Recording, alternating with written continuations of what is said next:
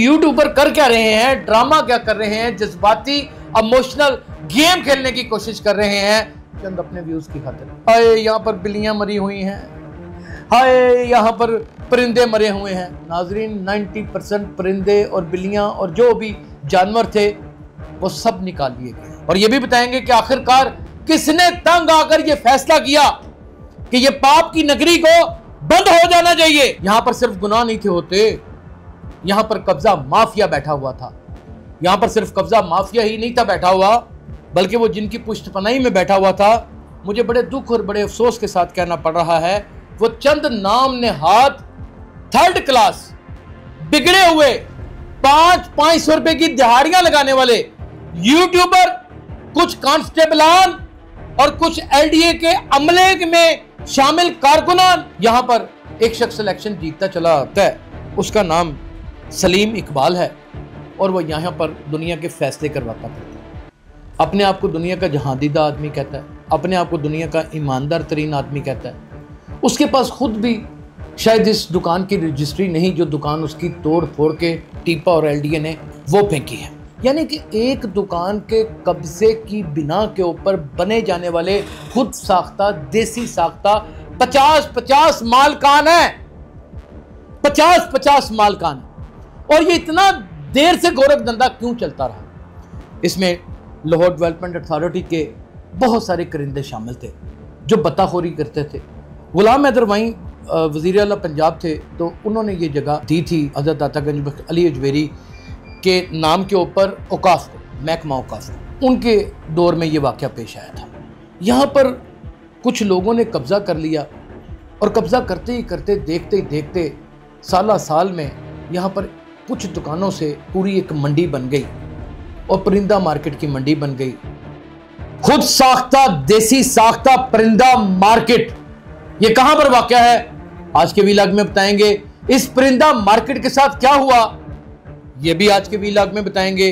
और मैं क्यों कहता हूं कि खुद साख्ता देसी साख्ता परिंदा मार्केट, ये भी आज के वीलॉग में हम जिक्र करेंगे।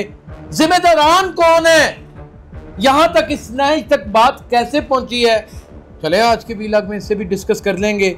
और ये भी बताएंगे कि आखिरकार किसने तंग आकर ये फैसला किया कि ये पाप की नगरी को बंद हो जाना चाहिए, इसको खत्म हो जाना चाहिए। यहां पर सिर्फ गुनाह नहीं थे होते, यहां पर कब्जा माफिया बैठा हुआ था।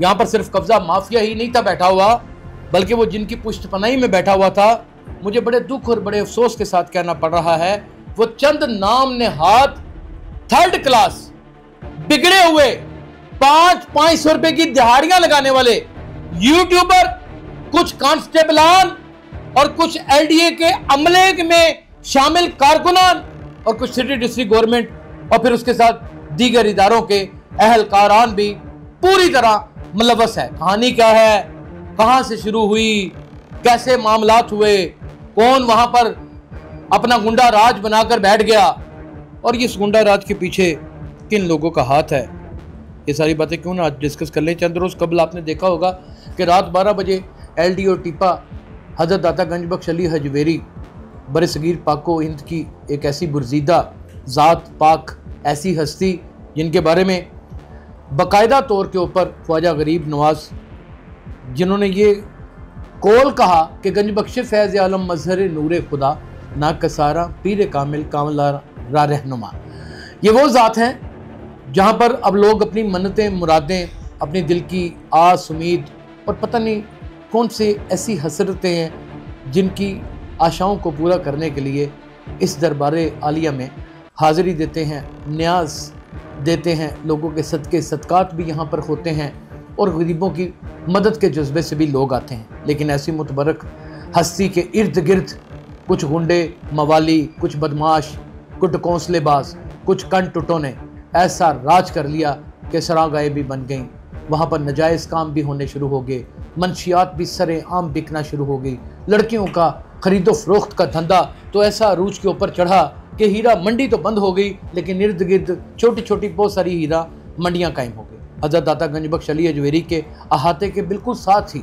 बल्कि उनके अकब में हज़रत दाता गंजबख्श अली अजवेरी की बिल्कुल पुष्ट के ऊपर उनकी सिक्योरिटी का निज़ाम भी कायम किया गया। सिक्योरिटी की बाकायदा सिक्योरिटी ब्रांच से सिक्योरिटी आती है। नाज़रीन, असल वाक़े पर पहुँचने से पहले हालात वाक़यात का जानना बड़ा ज़रूरी है। साथ ही दाता गंजबख्श का थाना है और थाना दाता दरबार से कहा जाता है। हज़रत दाता गंजबख्श के दरबार के सामने चले जाएं तो थाना मसली गेट आ जाता है, थाना लोहारी आ जाता है, थाना बाटी गेट आ जाता है, और साथ ही चले जाएं तो एसपी लोरमाल आ जाता है। 2 नहीं 4 एसपी बैठते हैं, और चंद गज़ के फासले के ऊपर अगर चले जाएं तो एसएसपी लाहौर और डीएजी ऑपरेशन का भी ऑफिस वहीं पे आपको मिलता है। बहुत सारे हसास इदारे भी आपको वहीं पर ही नज़र आते हैं, बच्चे भी वहीं पर अगवा होते हैं, लोगों की इस्मत जरिया भी वहीं पर होती हैं। और वो नाम निहाद यूट्यूबर जो सिर्फ और सिर्फ वहाँ पर बताखोरी के लिए जाते हैं, वहाँ पर पुलिस एहलकारों के साथ मिलकर मंशियात बेचते हैं, वहाँ पर होटलों के नाम के ऊपर चकले चलाते हैं, ये सारे के सारे धंधे वहीं पे होते हैं। इससे भी ख़तरनाक धंधा बिल्कुल सामने ही चले जाएं, हज़रत दाता गंजबख्श अली अजवेरी की सड़क क्रॉस करें तो परिंदा मार्केट, आज से 35 साल पहले यहाँ पर कुछ भी नहीं था, और आज से तकरीबन 50 साल पहले ये महकमा औकाफ के पास जगह थी, और ये महकमा औकाफ के पास 2 रावी मिलते हैं। अब दोनों में से कौन दुरुस्त है कौन गलत है इसके बारे में मैं नहीं जानता, लेकिन बता देता हूँ कि जब गुलाम हैदर वाई वज़ीर आला पंजाब थे तो उन्होंने ये जगह दी थी हज़रत दाता गंजबख्श अली अजवेरी के नाम के ऊपर औकाफ, महकमा औकाफ। और एक बताया जाता है कि नूर मोहम्मद जनेजो जो थे हमारे वज़ीर आज़म, उनके दौर में ये वाक़या पेश आया था। यहाँ पर कुछ लोगों ने कब्ज़ा कर लिया, और कब्ज़ा करते ही करते देखते ही देखते साल में यहाँ पर कुछ दुकानों से पूरी एक मंडी बन गई, और परिंदा मार्केट की मंडी बन गई। खाने बेचने वाले, देगें बनाने वाले, उन्होंने कब्ज़ा कर लिया, बदाना बेचने वालों ने कब्ज़ा कर लिया, और फिर और तरह के भी बहुत सारे इंसानी स्मगलिंग के धंधे भी यहाँ पर शुरू हो गए। यहाँ पर सिर्फ इंसानी स्मगलिंग के धंधे शुरू नहीं हुए, बल्कि जिस्मानी इस्तेसाल का बाज़ार भी यहाँ पर अरूज के लेवल के ऊपर गर्म होना शुरू हो गया। यहाँ पर हैरत की बात ये थी कि कब्ज़ा की जगह थी, कब्ज़े के ऊपर कब्ज़ा था।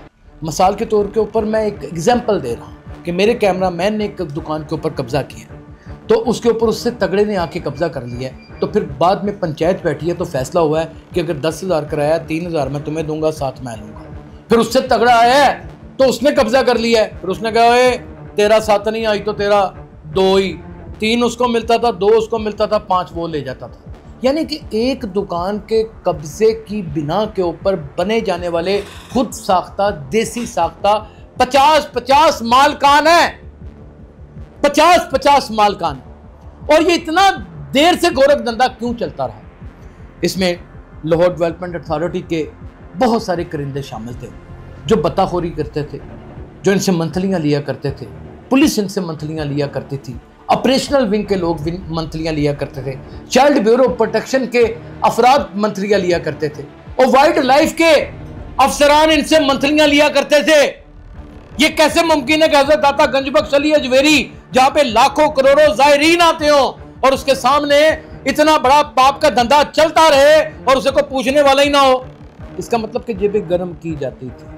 हर उस मकातबे फिक्र और शोबा जात से तल्लुक़ रखने वाले अफराद की जेबें गर्म की जाती थी, जो सिर्फ और सिर्फ हराम खाना जानता है, जो सिर्फ और सिर्फ हराम ही उगलना जानता है, जो सिर्फ और सिर्फ वतन अजीज पाकिस्तान की शर्मिंदगी का ना सिर्फ बाइस बनता है बल्कि मुंह बोलता सबूत भी बन जाता है।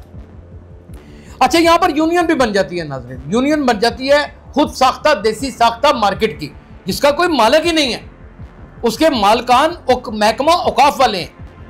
अब सुने, वहां पर जब यूनियन बन जाती है तो इलेक्शन होते हैं। तकरीबन 30 साल से यहां पर एक शख्स इलेक्शन जीतता चला आता है, उसका नाम सलीम इकबाल है, और वह यहां पर दुनिया के फैसले करवाता था।